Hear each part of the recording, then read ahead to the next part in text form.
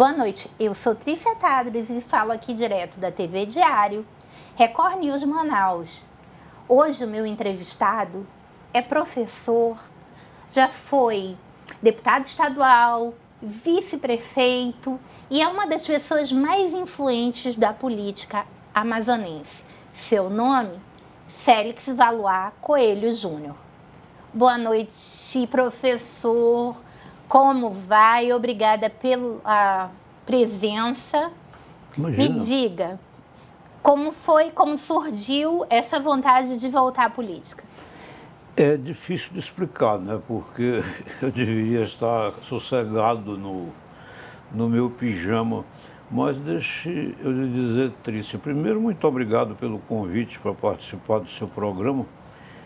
E o que ocorre, eu tenho repetido, é que eu devo tudo que eu sou, e sou pouca coisa, mas devo a Manaus, né? Eu nasci, me criei, vivo, e com certeza vou morrer aqui. E eu acho que a minha cidade está muito abandonada, muito desprezada.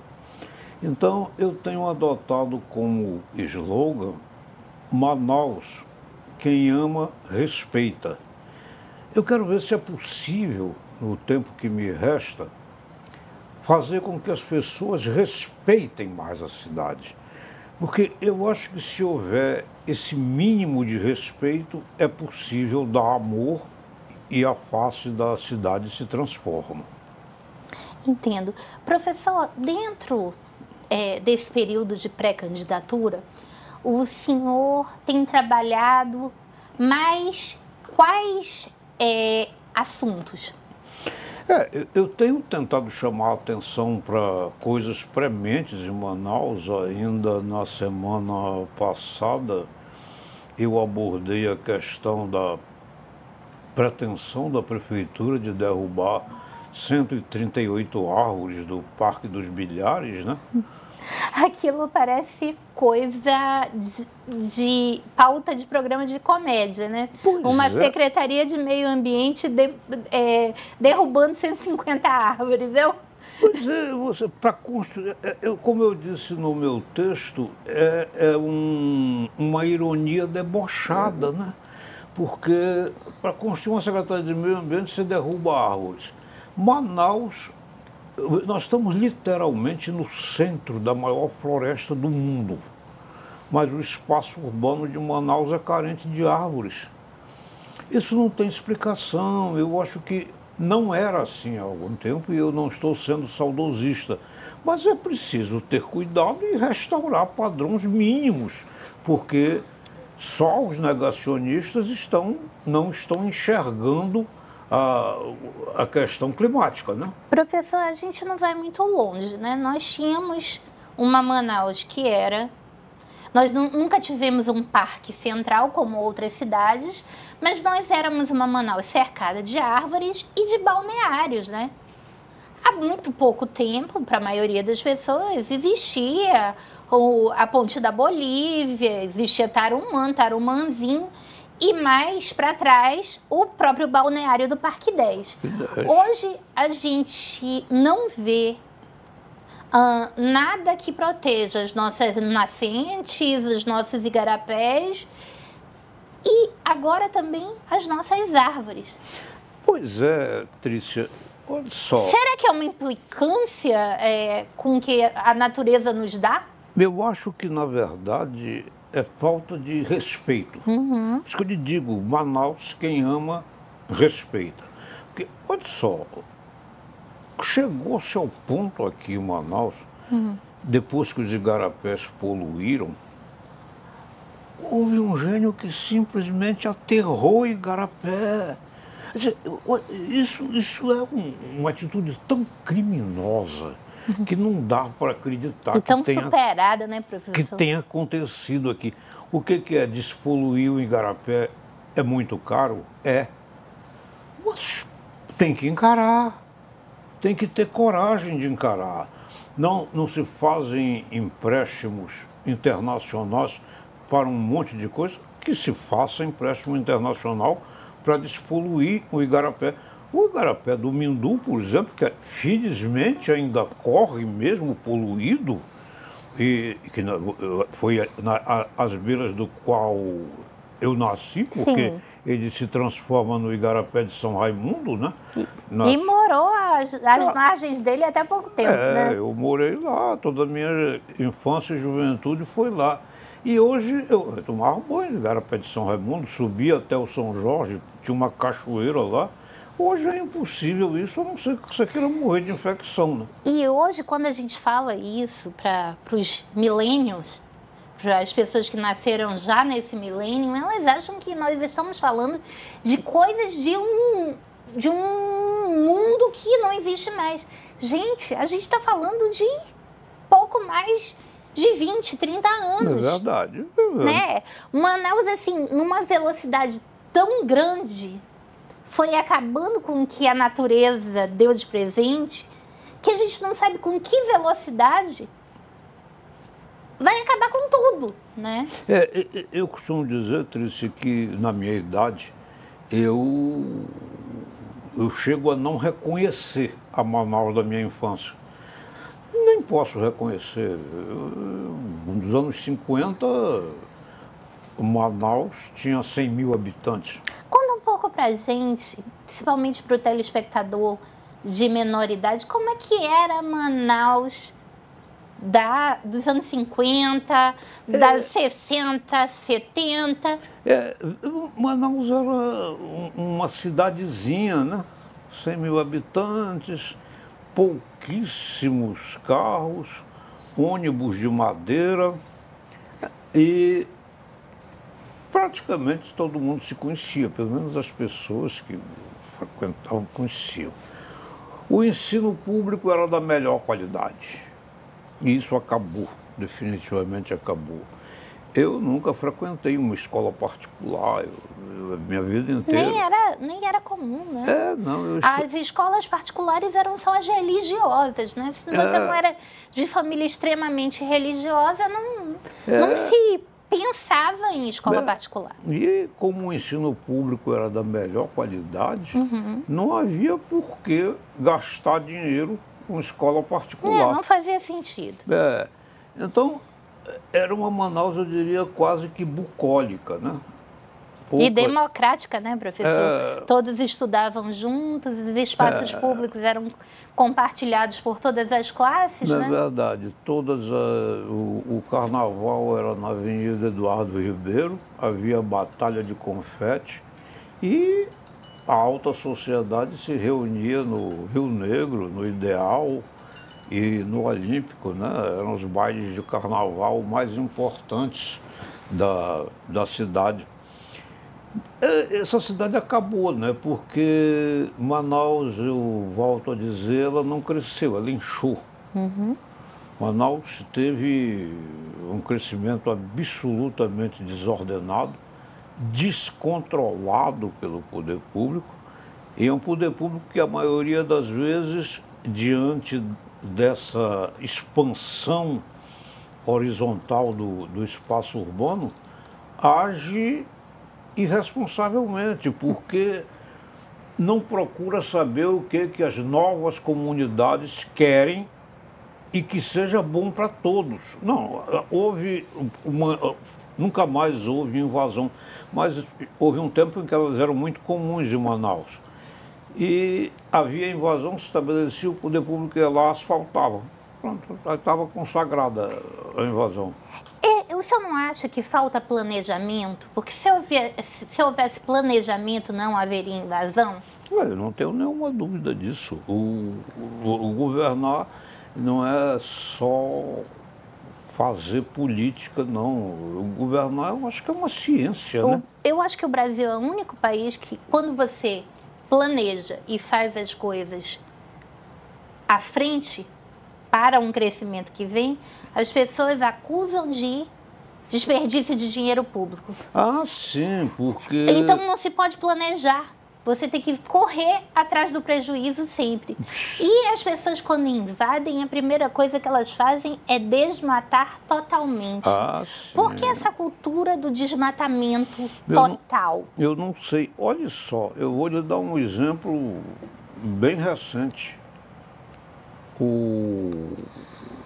Quando ocorreu a Copa do Mundo no Brasil, que Manaus sediou uma das chaves, derrubaram todas as árvores do estacionamento do aeroporto.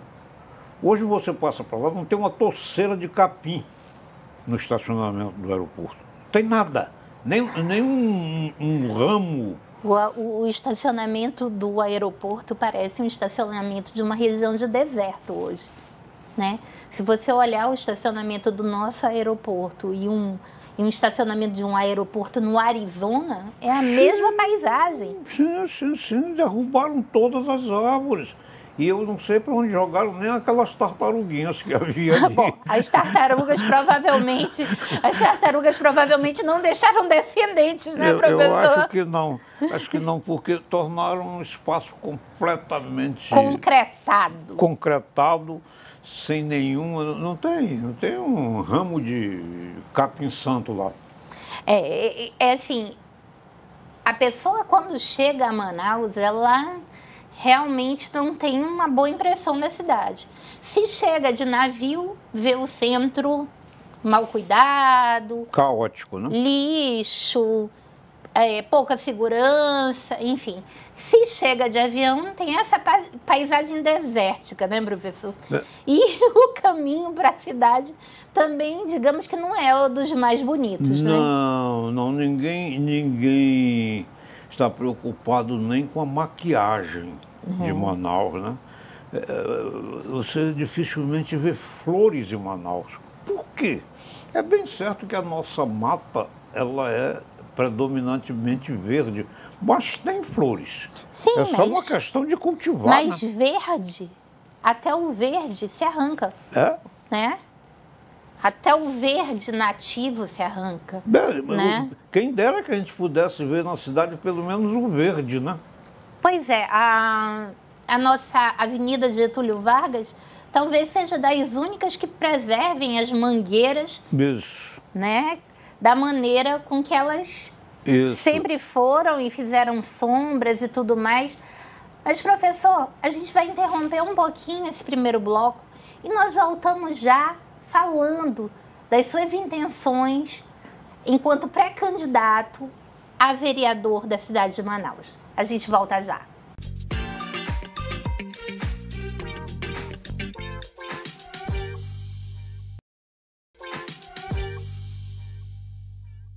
Voltando aqui a conversar com o pré-candidato a vereador, professor Félix Valois Coelho Júnior. Professor, nós falávamos aqui na questão do meio ambiente e queremos saber um pouco mais das suas pretensões enquanto pré-candidato a vereador da cidade de Manaus. Pois é, como eu lhe digo, eu sei das minhas limitações, eu tenho a obrigação de saber delas, mas acho que, se é verdade que a idade traz experiência... Com certeza. Porque outra coisa de bom não traz, não. Mas experiência, sabedoria, isso nós podemos ter certeza que traz. Esse negócio de que isso é a melhor idade, isso é humor negro, né? Não, isso é... Não tem... É quase um deboche, né? Com certeza. Mas, então, eu quero usar isso para ouvir o povo da minha cidade. Certo. Eu quero atrair as pessoas para sempre debater o que é melhor para Manaus, para que as coisas não sejam feitas de cima para baixo, como tem sido feitas ao longo dos anos, e o resultado está aí. Uma Manaus insuportavelmente quente, é claro que aqui nunca caiu neve, né? Mas na minha infância... Mas pelo menos nós tínhamos uma cobertura vegetal preservada, né? Na minha infância, por exemplo, ninguém sabia o que era ar refrigerado, né? Isso era ficção científica.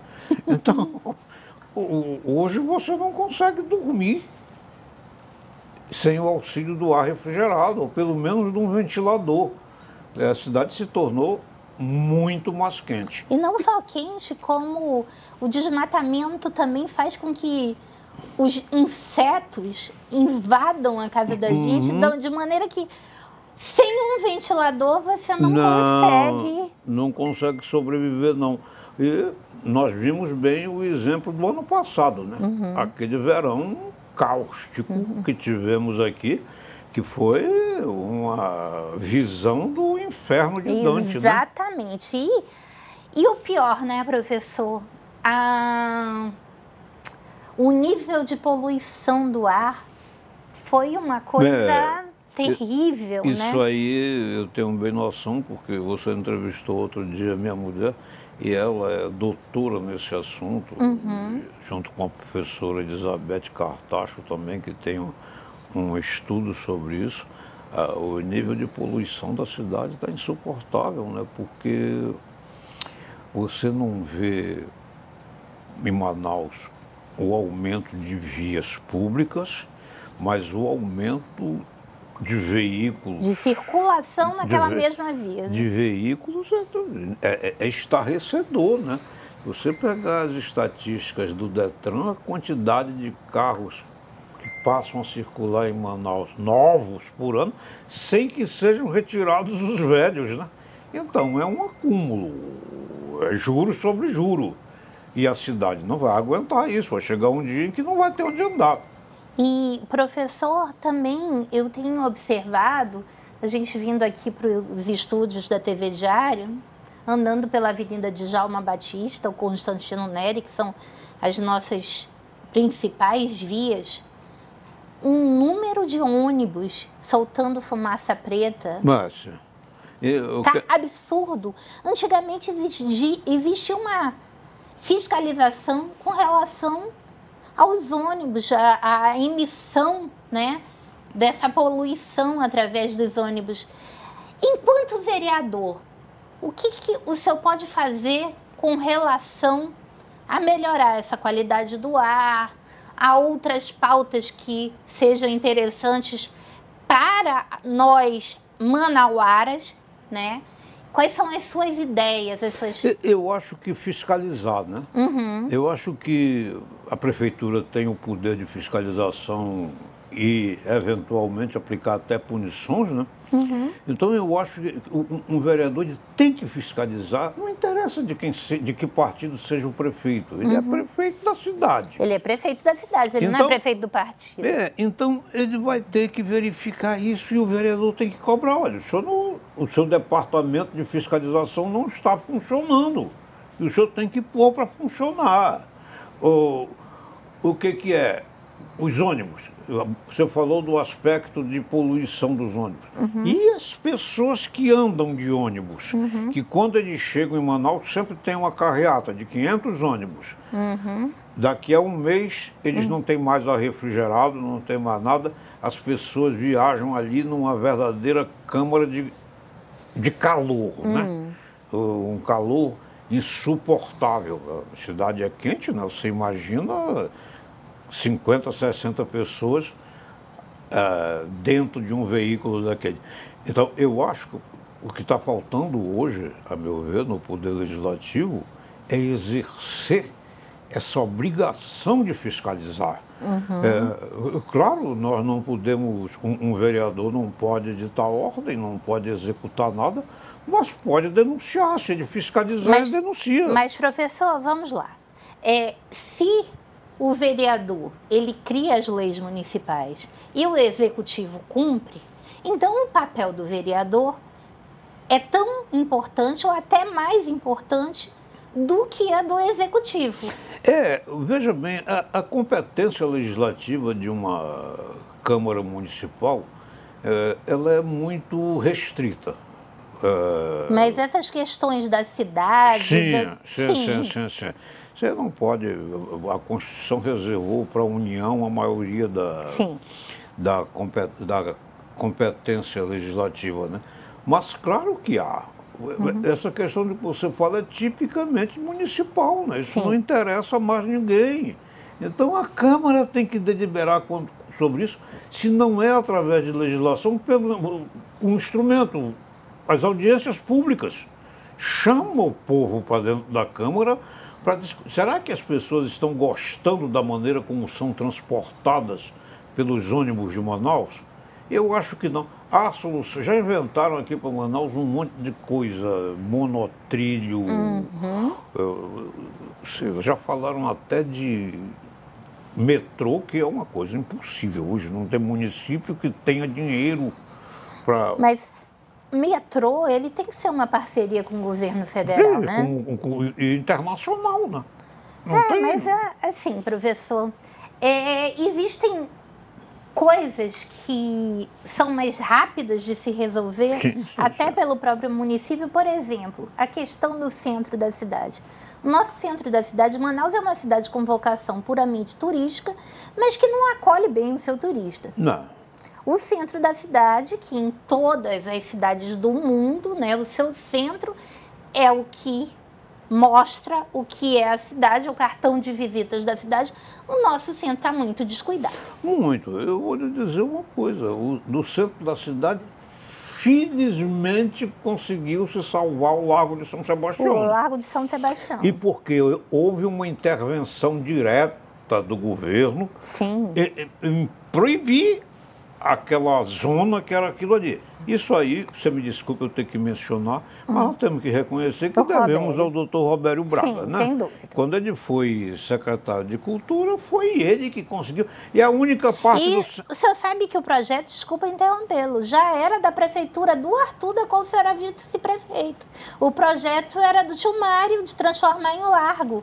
Pois é, mas Lembra acontece que disso? sem o apoio... Demorou mais 20 anos para conseguir se executar, e nós temos 24 anos que está se mantendo, graças a Deus. Ainda bem. Só que o entorno, professor, ele está virando uma espécie de feira livre. Eu gosto muito de levar minhas netas lá ao lago, porque só o fato de aquele espaço não ter carro circulando... É o lugar que dá para passear nessa cidade. Dá para né? as crianças. E foi a única coisa do centro que se salvou. Porque Sem dúvida. Mesmo Eduardo Ribeiro está absolutamente sem controle, né? Eu não sei para onde é que vai a atenção dos gestores do município, porque só tem essa cidade para cuidar. É uma cidade complicada, cidade com quase 3 milhões de habitantes, não é fácil de administrar. Mas você foi eleito para isso, então vá cuidar só disso. Você é vereador, vá fiscalizar o que o executivo está fazendo e, mais importante, o que não está fazendo. Hoje em dia fica complicado você ir ao centro pelos seguintes motivos. Primeiro, as calçadas são tomadas, você não consegue transitar, né? Segundo, se você vai de carro, o Zona Azul não é para todo mundo que sabe utilizar aplicativos e tudo mais. Ou seja, de carro a pé é complicado, né?